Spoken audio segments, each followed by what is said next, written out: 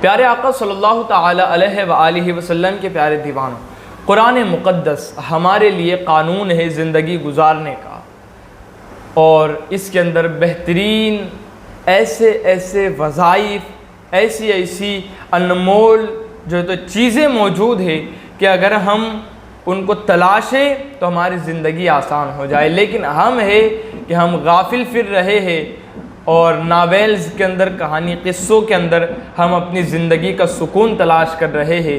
کیا ہی بات ہو جائے کہ ہم اپنی زندگی کا سکون تلاشیں قرآن مقدس سے۔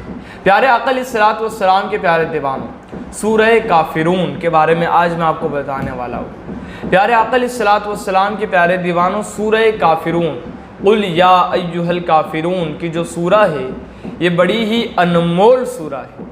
حضرت فرح بن نوفل رضی اللہ تعالیٰ عنہ اپنے والد سے روایت کرتے ہیں کہ میں نے آقا کریم علیہ الصلوۃ والسلام سے پوچھا، یا رسول اللہ صلی اللہ علیہ وسلم، مجھے کچھ ایسا بتائیے کہ جب میں بستر پر جاؤں سونے کے لیے تو میں سورہ کو پڑھ لوں۔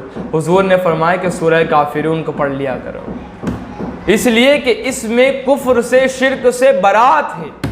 حضرت ابی بن کعب رضی اللہ تعالیٰ عنہ روایت کرتے ہیں کہ رسول اعظم صلی اللہ علیہ وسلم نے ارشاد فرمایا کہ جس نے سورہ کافرون کو پڑھا اس نے قرآن کے چوتھائی حصے کو پڑھا، اور جب اس نے سورہ کافرون پڑھا تو اس کی آواز سن کر شیطان دور بھاگتا ہے۔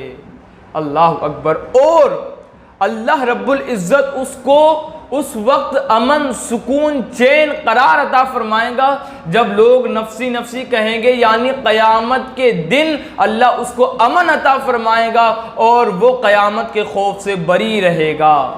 تو پیارے آقا علیہ الصلوۃ والسلام کے پیارے دیوانوں، اس کو یاد کر پڑھنے کی عادی بن جائے تاکہ قیامت کے اس کٹھن دن میں ہمیں بھی امن و سکون مل جائے۔